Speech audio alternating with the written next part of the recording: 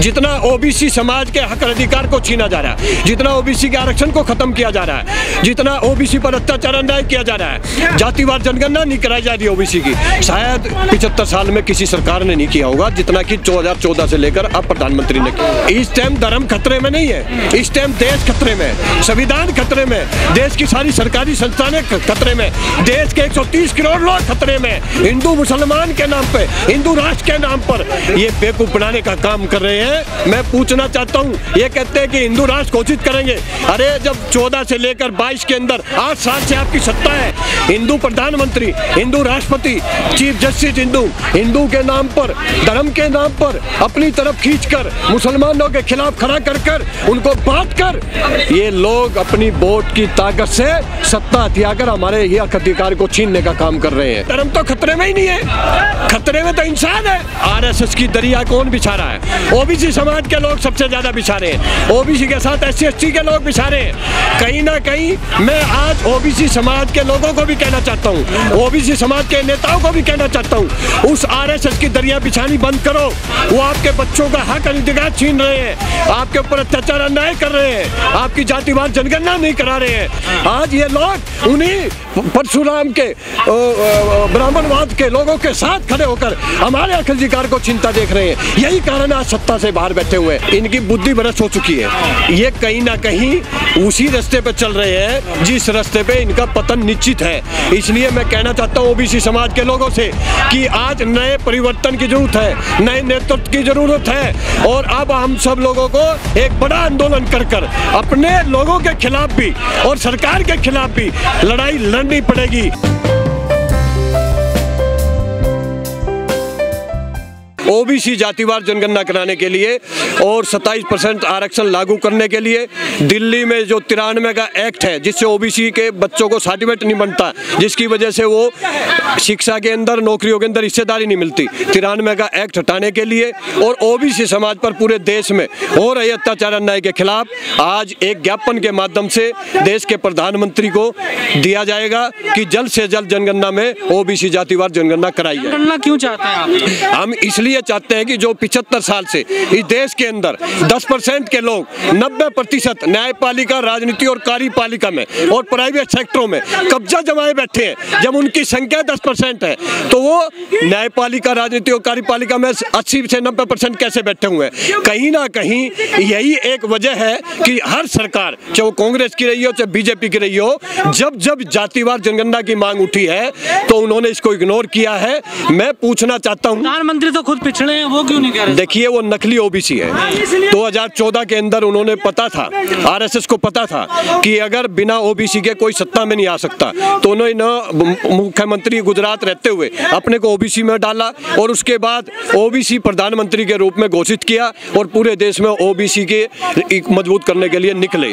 OBC धोखे में आ गया और 14 के अंदर एक हवा बनाई इन लोगों ने और उस हवा के अंदर प्रधानमंत्री बनाया गया। लेकिन आज 14 से लेकर 22 तक जितना ओबीसी समाज के हक अधिकार को छीना जा रहा है, जितना ओबीसी के आरक्षण को खत्म किया जा रहा है, जितना ओबीसी पर अत्याचार अन्याय किया जा रहा है, जातिवार जनगणना नहीं कराई जा रही ओबीसी की, शायद 75 साल में किसी सरकार ने नहीं किया होगा जितना कि 2014 से लेकर अब प्रधानमंत्री ने किया। आपको लगता है कि पिछड़ों को आरक्षण चाहिए? देखिए ऐसा है, पिछड़ों में भी आज भी मैं पूरे देश के अंदर रथ यात्रा के माध्यम से गया हूँ, आज भी अशिक्षित है, बेरोजगार है, आर्थिक रूप से कमजोर है, उनको जरूरत है आज आरक्षण की। वो तो खुद विरोध करते हैं आरक्षण का सर। देखिए विरोध वो करता है जो मनुवादी लोग जो संपन्न हो चुके हैं और कहीं ना कहीं उनके माध्यम से वही 10% के मनुवादी लोग उनके माइंड को वाश कर उनसे बुलवाते हैं। लेकिन आज भी पिछड़ा वर्ग आज भी कमजोर है, अशिक्षित है, आर्थिक रूप से मजबूत नहीं है। इसलिए मैं कहना चाहता हूँ आरक्षण की भी जरूरत है। और आरक्षण की मैं ये कहना चाहता हूँ आपसे, जब देश के अंदर हम 72 करोड़ के आसपास है तो हमारा आज 27% आरक्षण लागू है मंडल आयोग ने। आज 27% आरक्षण की वजह हमारा 11.5 आरक्षण ले पाए हम लोग। क्यों नहीं हमारा 27% आरक्षण मिला हम लोगों को? कहीं ना कहीं हमारे 11.5 के बाद जितना भी बचता है वही मनुवादी लोग हमारे हक अधिकार को छीनकर हमारे आरक्षण पर आगे क्यों नहीं आ रहे निकल के? देखिए पिछड़े लोग अब आगे आ रहे हैं। कहीं ना कहीं आपने बिहार के अंदर भी एक बदलाव देखा होगा। तेजस्वी और नीतीश कुमार कुमार एक हुए और कहीं ना कहीं बिहार से मंडल और कमंडल की लड़ाई अब शुरू हो चुकी है। उधर तमिलनाडु के अंदर स्टालिन के नेतृत्व में, वहां पर भी आप देखोगे एक भी मंत्री वहां पर मन्नुवादी लोग नहीं है। इसलिए कहीं ना कहीं आप शुरुआत आरक्षण की जरूरत है या धर्म बचाने की जरूरत है? देखिए, इस टाइम धर्म खतरे में नहीं है, इस टाइम देश खतरे में, संविधान खतरे में, देश की सारी सरकारी संस्थानें खतरे में, देश के 130 करोड़ लोग खतरे में। धर्म का एक शब्द जो है ये सरकारें फेंक कर हम लोगों को गुमराह कर कर हिंदू मुसलमान के नाम पे, हिंदू राष्ट्र के नाम पर ये बेवकूफ बनाने का काम कर रहे हैं। मैं पूछना चाहता हूँ, ये कहते हैं कि हिंदू राष्ट्र घोषित करेंगे। अरे जब 14 से लेकर 22 के अंदर 8 साल से आपकी सत्ता है, हिंदू प्रधानमंत्री, हिंदू राष्ट्रपति, चीफ जस्टिस हिंदू, चुनाव आयोग हिंदू, सारी 18 राज्यों में सरकारें इनकी है, फिर कब सत्ता में आएंगे, ये कब हिंदू राष्ट्र घोषित करेंगे? ये सब लोगों को बेवकूफ बनाने का काम कर रहे हैं। क्या किसी दिन देश का प्रधानमंत्री मुसलमान बनेगा? क्या वो हिंदू राष्ट्र घोषित करेगा? जब ये सत्ता में है, इनके पास पावर है, अगर ये हिंदू राष्ट्र घोषित करना चाहते, बनाना चाहते, तो आज हिंदू राष्ट्र घोषित क्यों नहीं करते? ये सब इस देश के लोगों को हिंदू मुसलमान के नाम पर, धर्म के नाम पर बांटने का काम किया जा रहा है। एससी को एसटी से नहीं, मैं बिल्कुल नहीं चाहता। मैं चाहता हूँ ये देश हिंदू राष्ट्र घोषित करें। देखिए, मैंने कहा ना, हिंदू राष्ट्र ये घोषित कर ही नहीं सकते।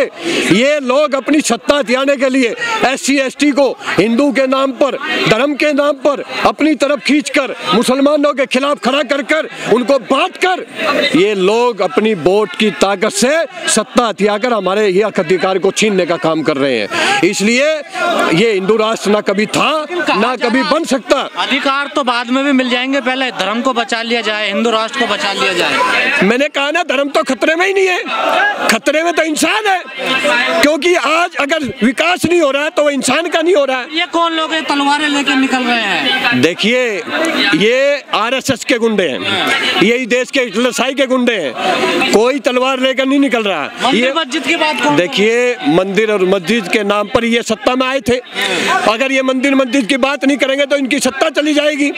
इसलिए मैं कहना चाहता हूँ कि एससी एसटी ओबीसी के लोग अब जागरूक हो रहे हैं और इनकी पॉलिसी को समझ रहे हैं। इसलिए आज ओबीसी महासभा के नेतृत्व में अखिल भारतीय उदयनशील महासभा WTP तमाम संगठन आज यहाँ निर्णय ले रहे हैं कि जल्द से जल्द ओबीसी जातिवार जनगणना कराकर जिसकी जितनी संख्या भारी उतनी उसकी हिस्सेदारी, 90 पे 10 का राज नहीं चलेगा। नहीं, सरकार तो निजीकरण कर रही है तेजी से। देखिए, वो निजीकरण करने का क्या मकसद है? निजीकरण, अगर ये देश की सारी सरकारी संस्थानें सारी प्राइवेट हो जाएंगी तो इस देश में ऑटोमेटिक एससी एसटी ओबीसी का आरक्षण खत्म हो जाएगा। इसलिए मैं कहना चाहता हूं कि आज अगर हमें इस संविधान के साथ साथ देश की सारी सरकारी के संस्थानों को बचाने के साथ साथ इस देश को भी बचाना पड़ेगा। इसलिए एससी एसटी ओबीसी के लोगों को एक मंच पर आना पड़ेगा और ये धर्म की बात को अलग रखकर इस देश की बात को एकजुट होकर अगर उठाकर हम इस आंदोलन को लड़ेंगे तो आने वाले समय में हम जरूर इस देश को बचा लेंगे और हमारा आरक्षण भी बचेगा और ये देश की सारी सरकारी संस्थानें जो हम लोगों ने संघर्ष कर कर बलिदान देकर इसको बनाया, खड़ा किया, इस देश को आजाद कराया, उसको भी बचाने का काम करेंगे। और जब वो बचेगा, जब आरक्षण बचेगा।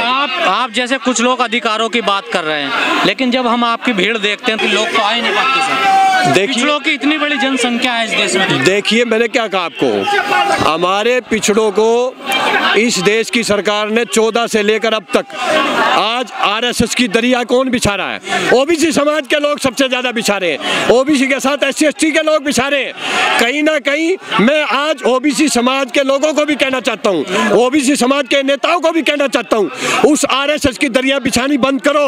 वो आपके बच्चों का हक अधिकार छीन रहे हैं, आपके ऊपर अत्याचार अन्याय कर रहे हैं, आपकी जातिवार जनगणना नहीं करा रहे हैं। इसलिए आज हम सब लोगों को अपने ओबीसी समाज को एकजुट कर कर आज जंतर मंतर से ये आह्वान करना चाहिए कि हम देशभक्त लोग हैं, इस देश के लिए लड़े थे और हमें आज अपने समाज को आरक्षण को बचाना है और जातिवार जनगणना कराकर न्यायपालिका, राजनीति और कार्यपालिका में उसको उतनी हिस्सेदारी दिलाने का काम हमें करना पड़ेगा। अखिलेश यादव ओबीसी को एकजुट नहीं कर पाए तो आप कैसे कर पाए? देखिए, अगर वो एकजुट नहीं कर पाते तो 3 बार मुलायम सिंह और अखिलेश जी सत्ता में नहीं आते। उन्होंने किया था, 90 के दशक में लालू जी ने भी किया था, लेकिन आज 90 के दशक को ये भूल चुके हैं। आज आज ये लोग उन्हीं परशुराम के ब्राह्मणवाद के लोगों के साथ खड़े होकर हमारे हक अधिकार को छीनता देख रहे हैं। यही कारण आज सत्ता से बाहर बैठे हुए हैं। आज तेजस्वी ने एक कदम बढ़ाया, तो ब्राह्मणों को मनाने की बहुत होड़ चल रही है। देखिए मैंने कहा ना, आज सत्ता से बाहर होने का इनका कारण क्या है? अपने लोगों को इग्नोर करना, अपने लोगों की लड़ाई न लड़ना, अपने लोगों की वोट को बंधुआ समझना, यही कारण है आज ये सत्ता से बाहर बैठे हुए हैं। इसलिए मैं अखिलेश जी को भी कहना चाहता हूँ, जब हमारी वोट की ताकत सबसे ज्यादा है, हमारी संख्या सबसे ज्यादा है, तो आप लोगों को उनकी वोट की ताकत को छोड़ दीजिए, अपने लोगों के हक अधिकार को उठाइए, आरक्षण की बात करिए, हमारे ईवीएम हटाओ, भाजपा भगाओ की लड़ाई लड़िए और ओबीसी जाति। यादव तो परशुराम का मंदिर बनवाने की बात कर रहे हैं ना। देखिए मैंने कहा ना, इनकी बुद्धि भ्रष्ट हो चुकी है। ये कहीं ना कहीं उसी रास्ते पे चल रहे हैं जिस रास्ते पे इनका पतन निश्चित है। इसलिए मैं कहना चाहता हूँ ओबीसी समाज के लोगों से कि आज नए परिवर्तन की जरूरत है, नए नेतृत्व की जरूरत है और अब हम सब लोगों को एक बड़ा आंदोलन कर अपने लोगों के खिलाफ भी और सरकार के खिलाफ भी लड़ाई लड़नी पड़ेगी। अपने लोगों का समाज में बहिष्कार करना पड़ेगा, अपने लोगों के चुने हुए प्रतिनिधियों के खिलाफ भी लड़ाई लड़नी पड़ेगी, कांग्रेस बीजेपी के खिलाफ भी लड़ाई लड़नी पड़ेगी। अगर ये नहीं लड़ी तो ये इस ओबीसी समाज, ये SC/ST समाज ऐसे ही अत्याचार अन्याय सहता रहेगा, ऐसे ही पिटता रहेगा, ऐसे ही आरक्षण चिंता रहेगा और एक दिन ऐसा होगा कि इनके हाथ में कुछ भी नहीं रहेगा और हमारी वोट की ताकत ईवीएम से खत्म कर दी गई है। इसलिए हम लोग अब एकजुट हो रहे हैं और नए परिवर्तन की तरफ चल रहे हैं।